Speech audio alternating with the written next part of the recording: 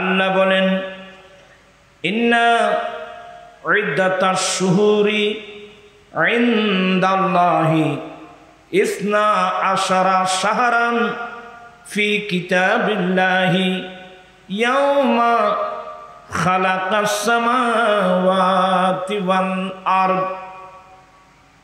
আল্লাহ বলেন যেদিন থেকে আল্লাহ 7 আসমান 7 জমিন বানিয়েছেন সেদিন থেকে আল্লাহর কাছে মাসের হিসাব হলো, গণনা হলো 12টি মাস। সুবহানাল্লাহ। ফি কিতাবিল্লাহ, এখানে কিতাবিল্লাহ মানে লৌহে মাহফুজ। আল্লাহ যেদিন থেকে 7 আসমান 7 জমিন বানিয়েছেন সেদিন থেকে আল্লাহর কাছে মাসের হিসাব হলো 12টি মাস। এই কথাটা লিপিবদ্ধ করে দিয়েছেন, রেকর্ড করেছেন লৌহে মাহফুজের মধ্যে। তাইলে আল্লাহর কাছে মাসের হিসাব হলো কয় মাস? এছাড়া নামাতিয়া কি কয় মাস নাম বলতে পারবেন?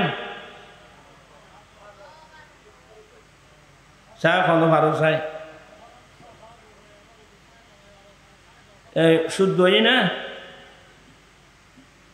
1 নম্বর মুহররম, সফর, রবিউল আউয়াল, রবিউল আখির, রবিউল সানি না, দ্বিতীয় বলা হয় তৃতীয় থাকলে, রবিউল আখির, জামাদ আল উলা, জামাদ আল উখরা, রজব, শাবান, রমজান, শাওয়াল, যুলকাদা, যুলহজ্জা।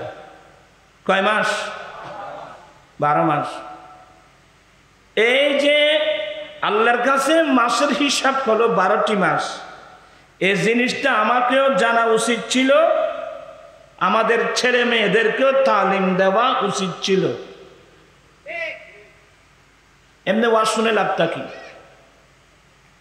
এখানে ছেলেরা তো না, আপনারা কয়জন মুরব্বী আছেন এই 12 মাসের নাম তো বলতে পারবেন? এই মুষ্টিমেয় 2-1 জন। কিন্তু ইংরেজি নাম জিজ্ঞাসা করলে আরে বাবা সবাই বলতে পারবেন। January, February, March, April, May, June, July, August, September, October, November, December.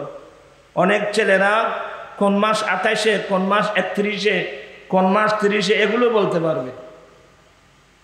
আচ্ছা জানুয়ারি, ফেব্রুয়ারি বানান সহ বলতে পারবে। আচ্ছা এগুলো শিকার দ্বারা আপনার সওয়াব কতটুকু হলো? জানুয়ারি মাসের গুরুত্ব কি? ফেব্রুয়ারি মাসের গুরুত্ব কি?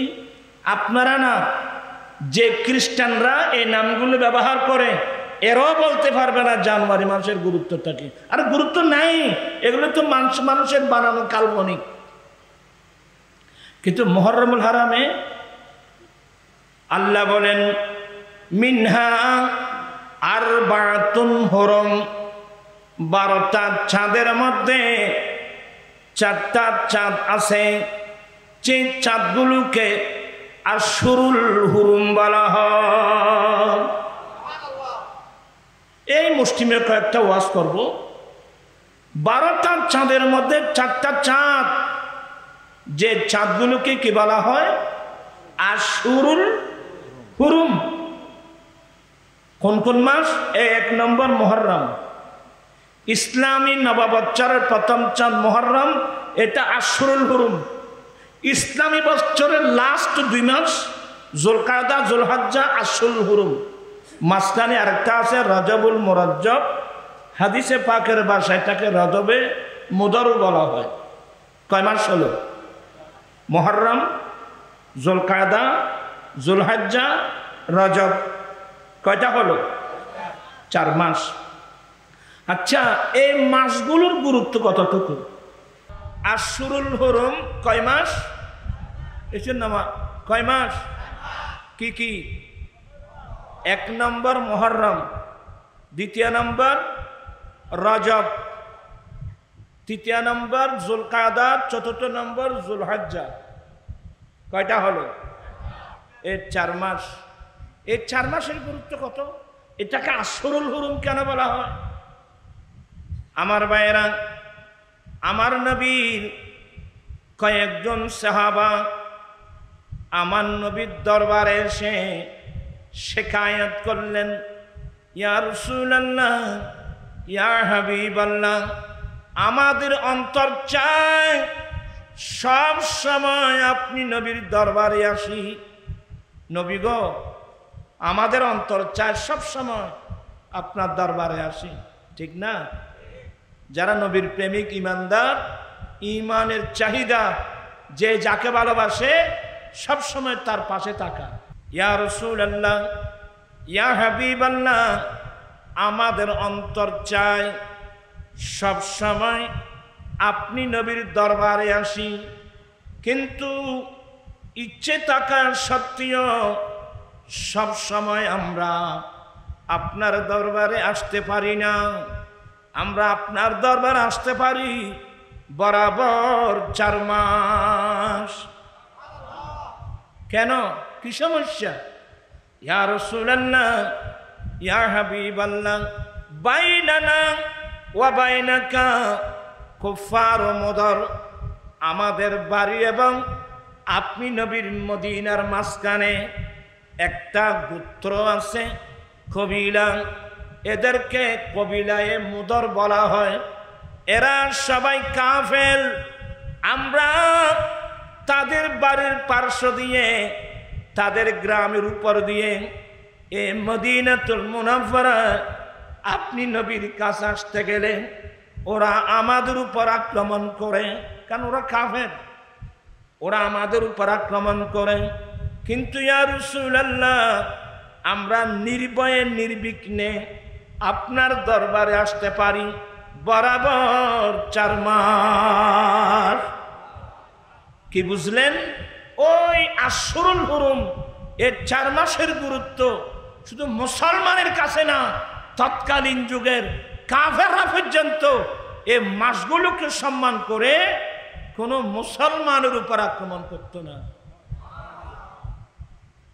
আমি কি কথা বুঝাতে পারলাম? এবার বলুন, যে মাসগুলোকে সম্মান করে তৎকালীন যুগের কাফেররা পর্যন্ত মুসলমানের উপর আক্রমণ করত না, কিন্তু আজকে সেই যুগে, এই যুগে, সেই মাসের মধ্যে এক মুসলমান অপর মুসলমানের উপর কি করতেছে? আক্রমণ করতেছে। ব্যাপারটা কি? মাস সম্পর্কে জানা নাই। এটা কোন মাস, এটা কোন চাঁদ, এই চাঁদের গুরুত্ব কি, এগুলো জানবেন কিভাবে? এখানে তো ইসলামী হুকুমত নেই। আমরা এই দেশের শতকরা 90% মুসলমান। এখানে কি কোরআন সুন্নাহর শাসন ব্যবস্থা আছে? আমাদের ছেলেরা আন্দোলন করে আজে বাজে মানুষের মতবাদ প্রতিষ্ঠার জন্য। কথা বুঝতেছেন? আমাদের ছেলেরা দিন আন্দোলন করছে আজে বাজে মানুষের মতবাদ প্রতিষ্ঠার জন্য। অনেক ছেলেরা জীবন দিচ্ছে, জান দিচ্ছে। কিন্তু আমি, আমার বয়স কত, আমি যাব কোথায়, কার কাছে যাব, এই জীবনের হিসাব কাকে দিতে হবে, এই মসলা তো আমাদের জানা নাই। আজকে আমাদের কোরআন সুন্নাহ শাসন ব্যবস্থা না থাকার কারণে আমাদের শিক্ষানীতি শুদ্ধ নাই, আমাদের পরিবেশও নষ্ট। আমরা হলাম মুসলমান, মুসলমান না শুধু, আমরা ইমামুল আম্বিয়ার উম্মত।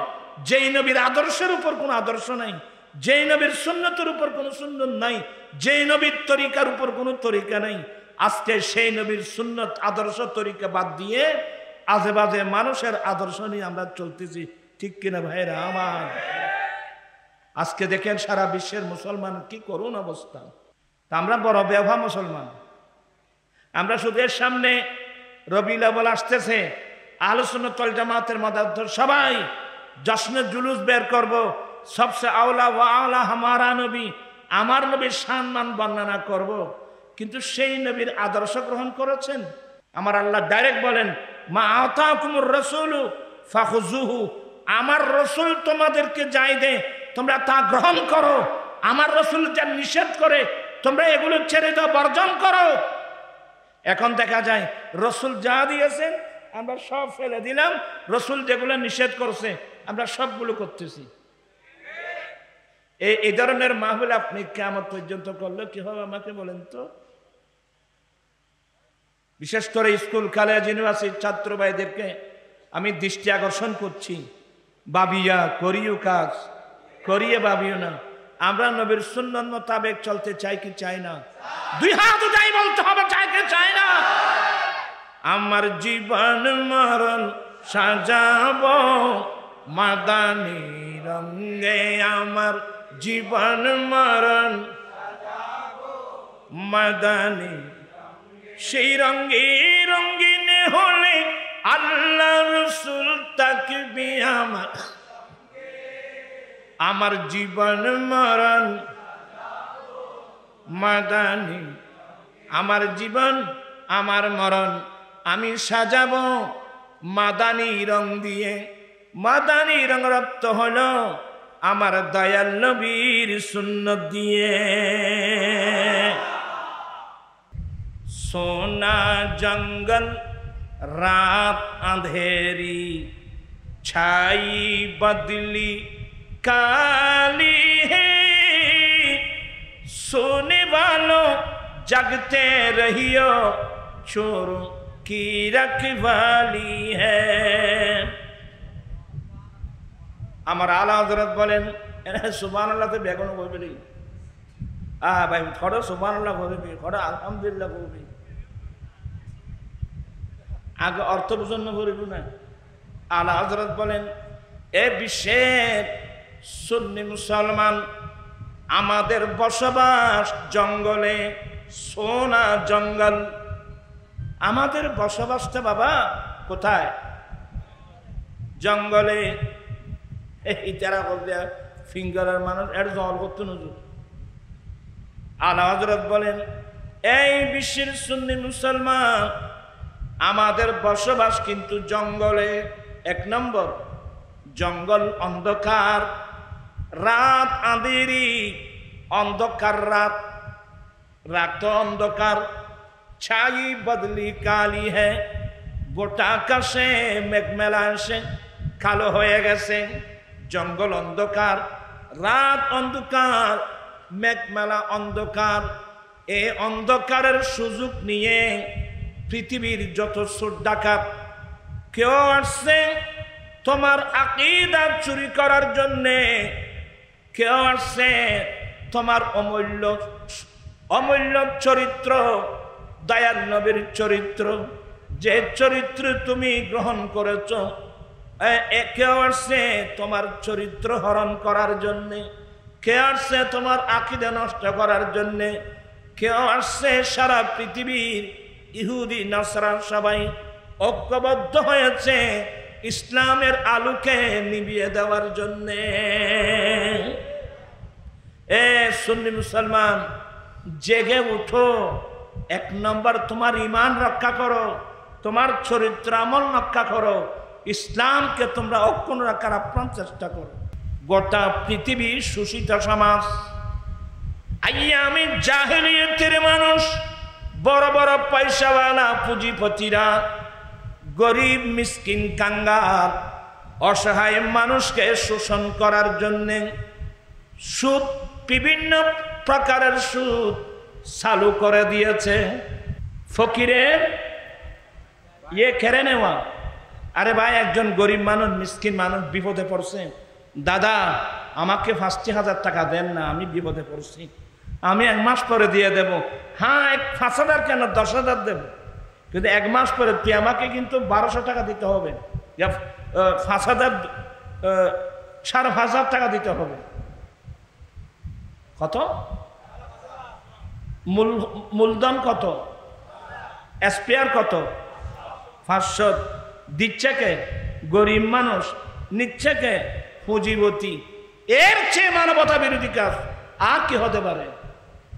আপনার বিবেক আপনাকে বাধা দিল না? আপনি কি ইনসান? আপনি কি মানুষ? আপনি কি আমার নবীর উম্মত? জানা খবরস্থান। তারপর আর বুঝতে হবে আল্লাহর নবী ১০ম বিজরিতে আরফাতের মাঠে দাঁড়িয়ে বলছেন, ইন্না রিবাল জাহিলিয়া তাহাতা কদমাইয়া মদ। উম্মত আইয়ামের জাহিলিয়াতের সৃষ্ট যত প্রকারের সুদপাতা সবগুলো আমি নবী আজকে পায়ের নিচে দফন করে দিলাম।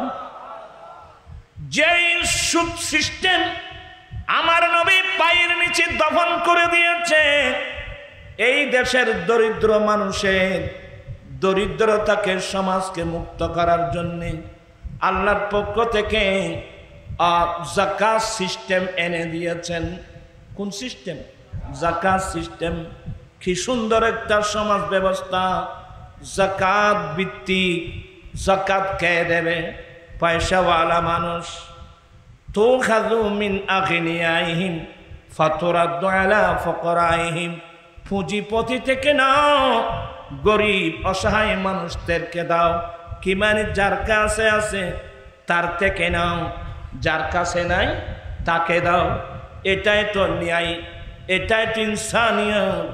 আমার নবী যাকাত ভিত্তিক সুদ মুক্ত একটা সমাজ ব্যবস্থা উপহার দিয়েছেন। যাকাত ভিত্তিক সুদ মুক্ত। কিন্তু বর্তমান আমাদের দেশের ছেলেরা রাজনীতির নাম দিয়ে ইহুদি নাসারার সাথে কাঁধে কাঁধ মিলানোর জন্যে কি করছে? সুদ ভিত্তিক যাকাত মুক্ত সমাজ ব্যবস্থা আমার রাসূল দিয়েছেন। যাকাত ভিত্তিক সুদ মুক্ত, আমরা বানিয়েছি সুদ ভিত্তিক যাকাত মুক্ত। ডাইরেক্ট খোদা রাসূলের সাথে যুদ্ধ। এই জন্য আল্লাহ কোরআন শরীফে বলছেন, ফাজানু বিহারবিন মিনাল্লাহি ওয়া রাসূলিহি, আল্লাহ এবং রাসূলের পক্ষ থেকে যুদ্ধের এলান হয়েছে, যুদ্ধ ঘোষণা করা হয়েছে। আসো, আল্লাহ রাসূলের সাথে যুদ্ধ করব, আসো।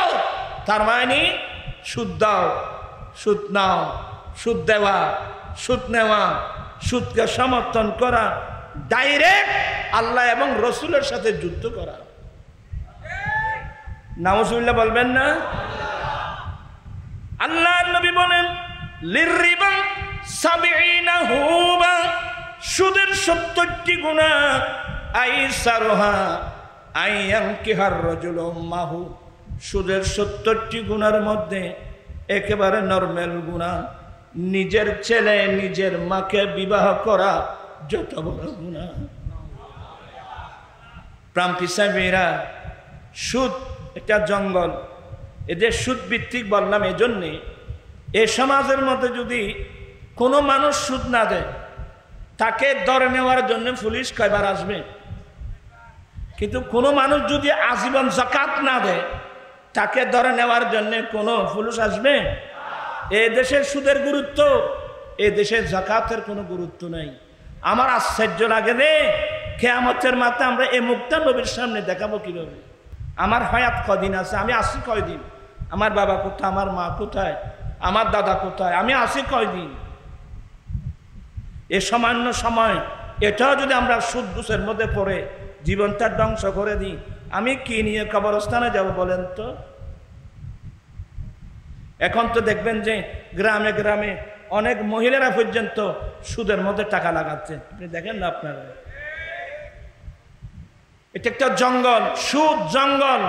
গোস ছাড়া কোনো কাজ হয় না, গোস ছাড়া কোনো কাজ হয় না। যৌতুক, আজকে যৌতুকের কারণে হাজার হাজার লক্ষ লক্ষ গরিব করে মেয়েরা উপযুক্ত, যৌতুকের কারণে বিয়ে হচ্ছে না। কত মেয়ের স্বামীর ঘরে গিয়ে লাঞ্ছনার শিকার হচ্ছে। এগুলা কি আমরা কি দেখতেছি সমাজের মধ্যে? এগুলো আমরা নবীর সামনে, আরে আমার রাসূল নিজে শাদী করে আমাদেরকে প্র্যাকটিক্যাল বিবাহের পদ্ধতি শিক্ষা দিয়েছেন। আমাদের উচিত ছিল আমার নবীকে অনুসরণ করা। আজকে বিশেষ করে চট্টগ্রামে, নর্থ বেঙ্গলে, আমি নর্থ বেঙ্গলে গিয়েছি, পঞ্চগড়, নীলফামারী, দিনাজপুর, রংপুর, এদিকে আমি বস করলে যৌতুকের বিরুদ্ধে, বাবা নুরি হুজুর আমাদের দেশে এগুলো নাই। তখন আমি লজ্জায় ভেঙে পড়ি। আমি চট্টগ্রামের মানুষ, যে চট্টগ্রাম নাম হলো ইসলামাবাদ। আজকে সেই ইসলামাবাদের মধ্যে যত বেদাত সইয়া হারাম সবগুলো আমাদের সমাজের মধ্যে ঢুকে পড়ছে। ছোট ছোট ছেলেরা ইয়াবা ট্যাবলেট ইয়াবা আইসি না একটু বেশি বাবা আইসি না অত কয়েকজন হ্যাঁ বেশি এটা বেশি নে আজের মাহফিলে শুধু ভালো আওলাদের রসুল মাহফিলে আমরা ওয়াদা দেব আমাদেরকে আমরা পয়সা দিয়ে ইয়াবা ট্যাবলেট ব্যবহার করা দূরের কথা কেউ মফত দিল আমরা এগুলো ব্যবহার করব না পারবে সবাই হাত উঠে বলো ইয়াবা যেখানে আমরা নাই ইয়াবা যেখানে আমরা নাই শরাব মদ জুয়া যারা ইয়াবা ট্যাবলেট ব্যবহার করো অর্থাৎ নিশা করো মৃত্যুর সময় এ মুখ দিয়ে কলমা কোনোদিন আসবে না।